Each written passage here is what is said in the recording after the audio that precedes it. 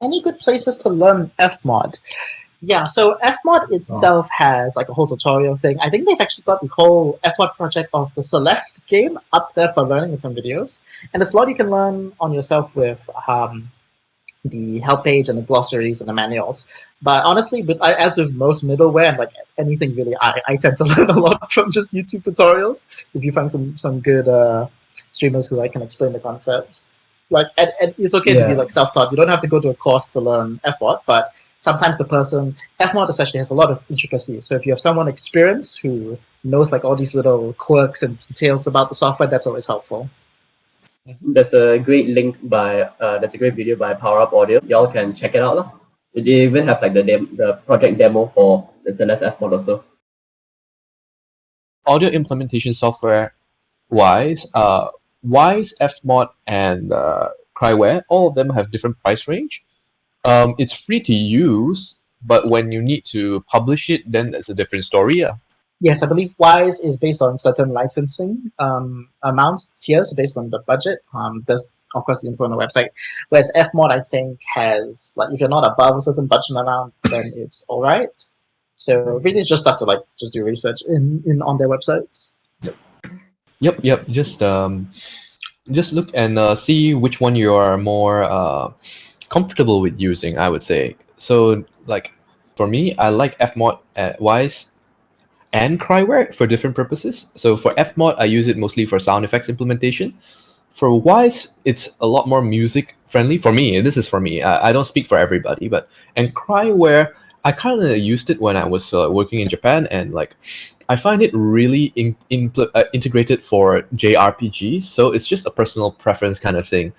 Different people has a different kind of like opinion on this. So I would say just download them, try them out, and experiment. So it is a matter of taste, to be honest. So just use whichever one that feels right for you. I'd like to add on to that also. If I'm not mistaken, the in-game engines from Unity and Unreal, they actually have like a audio manager, right? And I think like some of them have like some tools that you can use also to mess around with the audio. So there is also like another link I put for adding reverb. You can check out a few tutorials also. Like they have the tools. So if you don't have like the time or the resources to get Fmod at the moment, you can try to see if you can do that in Unity or Unreal also. Yeah, I do know that Fmod specifically does have they already made the integration package. So if you want to have Fmod running with Unity or Unreal, it's like out of the box it will work. You just need to download some installation packages and it will be fine. Yeah. I see. So, how did we get into this? Remember, Darshan said he was a design student at KDU. Yeah, Darshan, you want to take this? All right, I'll go with mine first, I guess.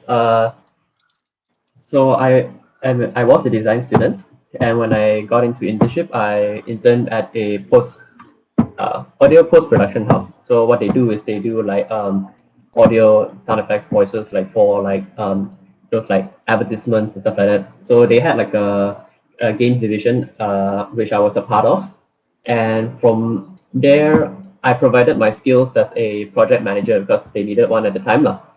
And because I was there, I got to learn how to mess around with like audio and sound also, and it helped because in my FIP project I also did do a little bit of sound effects for like my bosses and stuff like that.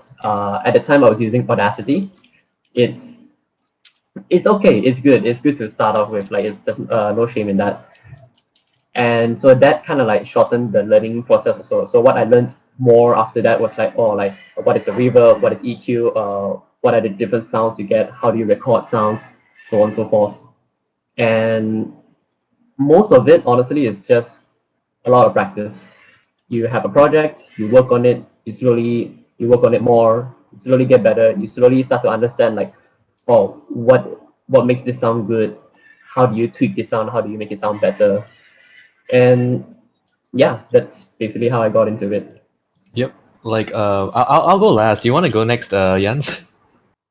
Yeah, sure. So actually, I got into this. So I wasn't actually into music tech at all when I first started. I was full on like I was like classical piano trained, do cello in like small ensembles in Malaysia, like very very music based, very performance based.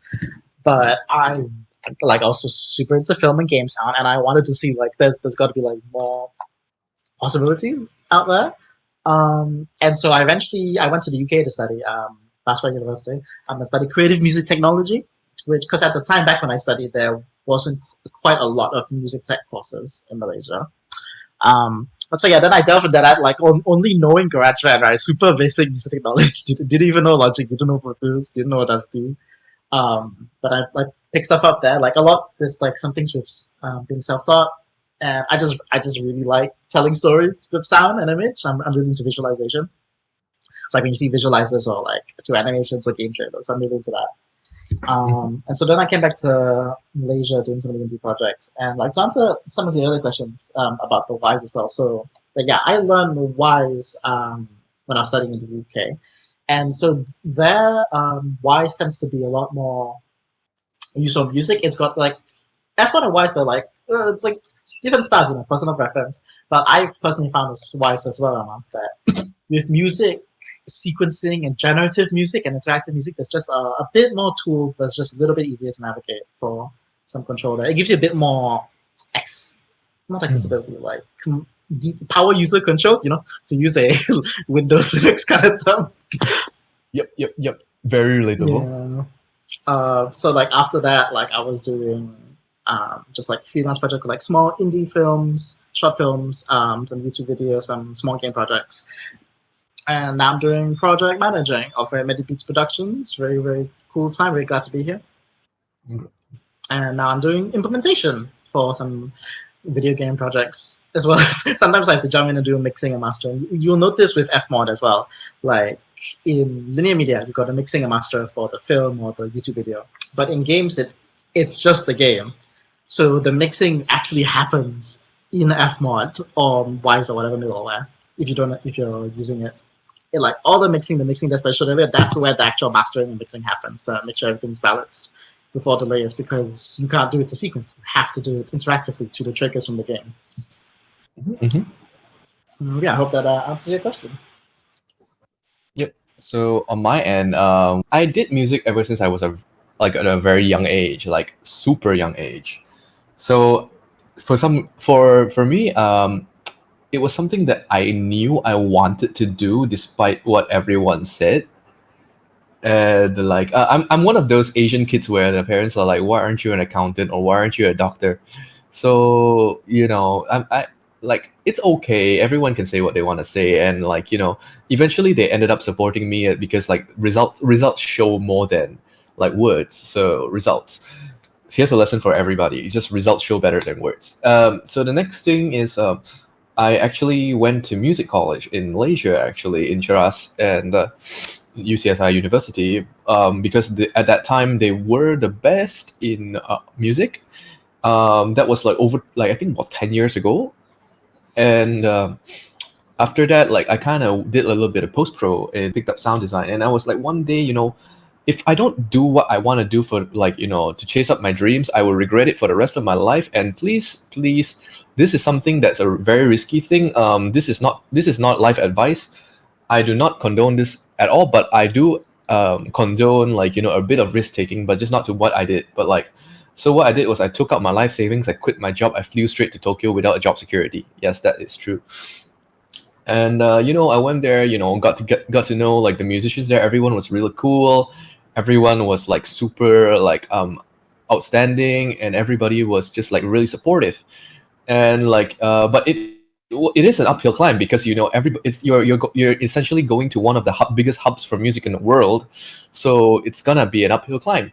And one day I kind of got into a company which dealt with stuff like you know Konami, Sega, and Street Fighter 5 and all that. So I was pretty happy in the YouTube space. You know, had a little bit of drinks with the guys from Asian Boss, and like I spent a few good years there, and helped helped out with some stuff as well. And later on, like after I came back to Malaysia, actually before I came back, I spoke with the guys from Soundtrec, and like I sort of like you know integrated into their team. Like huge shout out to Shota and Volk, and then like you know over here, you know I did music for Level Up KL 2017-2019. That was a real good pleasure. Thank you so much again for Level Up for inviting. And then you know I did like a bunch of other video games and some films as well. Later on, collab with people like Teenage, Medibeats Production, to create more awesome stuff. Came to KDU, talk to Ying, and say, hey, you know what? We need to spread the word of good production value to people, and that's how I kind of got to you guys. Like that's a TLDR version of it. Like I had an introduction and interview like some time ago about this, so you guys can check that out. So yeah, that's my story. And if there's no more questions, I think we're pretty much done. Like a huge shout out to UOW for hosting this. A huge shout out to UJAM Instruments for sponsoring the VSDs. A huge shout out to Music Bliss for holding the UJAM Instruments in Malaysia. They're the official distributors. If you want to buy it with local specials, you can go there. If you want to check out new releases, go to UJAM's website. Huge shout out to Soundtrec, where I'm from, yay! And then huge shout out to Medibeats Production for making coming on and coming on talking about implementation. Huge shout out to GAMY, Darshan. Who else? Beats Media Production for doing the web live hosting, and NKNyo as well for doing the backend stuff. Check out their channel; it's on YouTube. Yeah. So thank you so much, everyone, for tuning in. So of course, you can find us, your panelists for today, Elmer Ho, Darshan Li, and Darshan Li Nair, at our various social medias. But also, we'll have a link in the description to the previous video in our series for the production spacing link, as well as the link to, I believe, Beats Media, who's streaming all this in the various process. Thank you, everybody, on Discord for tuning in. Thank you, everybody, on Facebook and the other live stream as well for coming in. It's great to have you, and we hope you enjoyed.